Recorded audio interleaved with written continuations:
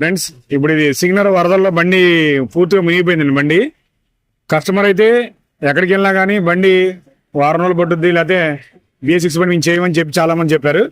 అయితే మన చాలా తెలిసిన వాళ్ళు మనం తెలుసుకొని షాప్కి వచ్చారనమాట.